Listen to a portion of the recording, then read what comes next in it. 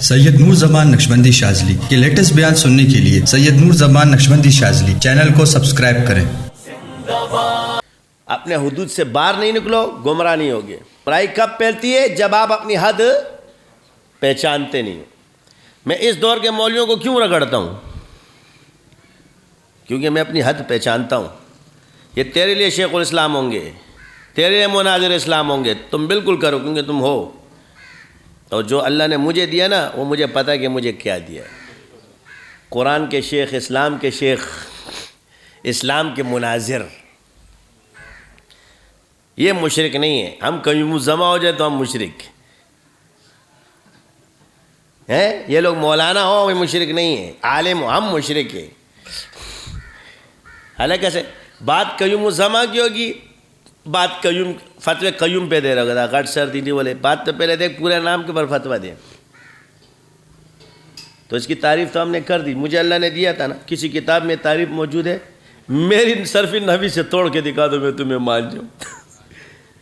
کس کا ہے؟ قیوم کا زمان ہے، کہتے ہیں زمانے کا قیوم۔ کس کا ہے؟ زمانے کا قیوم۔ اور یہ تو ایسی بھی کون سا ہے؟ مرکب اضافی، یہ تو ایسی بھی جو ہے نا تام نہیں ہوتا، تو اس پہ فتویٰ کس دلیل سے دے رہا بھائی؟ تو نے صرف نو پڑھی ہے؟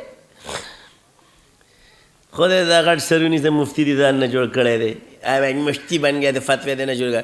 یہ مرکب اضافی ہے، اور مرکب اضافی کی تعریف کیا ہے بھائی؟ کون سا ہے؟ کون سا جملہ ہوتا ہے؟ کتنے نحوی بیٹھے ہو؟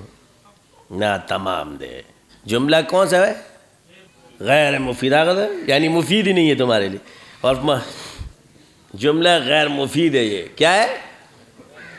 آگے پیچھے اس کے کچھ ہے نہیں ہے، تو حکم کیسے لگایا؟ الیقین لا یزول بالشک، اصول ہے کہ مشکوک چیز سے حکم اخذ نہیں، یعنی شک سے یقین کو زائل نہیں کیا جا سکتا۔ صوفی تم سے بڑے عالم ہیں، الو نہیں ہے وہ، تم ہم میں ہو، ہم تم میں نہیں ہیں۔ پوری نحوی ترغیب، صرف اجرا نہیں ہے نا، میں تمہیں بتا دیتا ہوں۔ مرفوعات، منصوبات اور مجرور، اس کے علاوہ کچھ ہو تم، زبر کدھر آئے گا، زیر کدھر آئے گا، پیش کدھر آئے گا، یہ اس کا اتمام ہے۔ اچھا، اور کچھ نہیں ہے۔ اسباب علم کتنے ہیں؟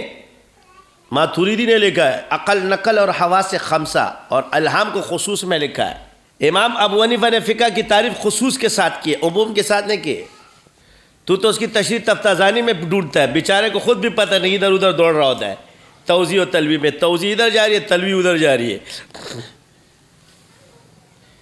کہتے ہیں رول مال جسم، مال جسم نہیں، میں نے کہا یہی پھنس گیا، فقہ کی تعریف ہی نہیں آتی اس کو۔ کہہ رہا کیوں؟ تم لوگ اتنا بڑا علامہ بنایا ہوا ہے، تم لوگ شرع عقائد پہ چلنے والے ہو، تم کہاں سے عقائد پہ چلنے ہو؟ شرع عقائد لکھی ہے، اس لیے تو فتوے دیتے ہو۔ تو یہ جو اگر اس پہ فتویٰ لگتا ہے تو پھر امام بخاری پہ، انہوں نے تو روافظ سے روایت لی ہے، اور غالی رافضی ہیں، پھر مسلم نے بھی لی ہے۔ تو کل کوئی کہے گا یہ راوی غالی رافضی ہے تو وہ کافر ہو جائے گا، گمراہ ہو جائے گا، پھر ان پہ بھی فتوے لگا دوں۔ یہ معیار علم ہے تمہارا، یہ نور زمان سے ٹکرانے کا انجام ہے۔ یہ جانان دے، جانان دے، میرے سامنے مت آؤ، میں نے تمہیں 100 دفعہ بولا، تم پھنس چکے ہو۔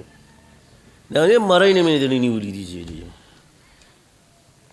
کیا کہتا ہے؟ کہتا ہے رول مال جسم، کہتے ہیں حضرت آپ کا اس پہ کیا ہے؟ میں نے کہا اعتراض ہے نا، کہتے ہیں رول مال جسم، چل چھوڑ، یہ تعریف فقہ ہے، یہ الٹی بات کر گیا ہے۔ رول مال جسم حیات اور ممات میں، اس کا معرفت سے کیا تعلق ہے؟ جب انسان کو زندہ کہو گے تو کیا کہو گے؟ روح المعال جسم، تو یہ تو عموم میں، یہ خصوص میں کس دلیل سے لی تھی اس نے؟ آرام کے، اس سے پتہ چلتا ہے صوفی نہیں تھا، یہ بھی صرف جو ہے یہ تھا، کیا تھا وہ؟ عقلی، نقلی، صرفی، نحوی، منطق اور فلسفے والا تھا، مناطق و فلاسفہ۔ کیا عبارت ہے، اچھی عربی پڑھنے سے اس سے وہ ہو جاتا ہے، عارف ہو جاتا ہے۔ عمر قیس کتنی اچھی عربی بولتا تھا، آج تک تم لوگ یہ نا اس کے بیچارے اور معلقات جو ہیں وہ مشرکوں نے لکھی ہے۔ اس سے کیا ہوتا ہے؟ یہ معرفت کی بات نہیں ہوتی ہے۔ غصہ دی دل درجی چسم دا زړه پړک شوی موږ دې سره څه کار دی جو حق ہے وہ بیان کروں گا. حبیث نے کہا تبری نے مقدمے میں لکھا تو میں نے کہا چلو. کہتا ہے یہ میرے عقائد نہیں ہے. میں نے کہا چلو عقائد نہیں ہے مگر جمع کروں گا, باقی کام امت کے چھانٹتے رہے.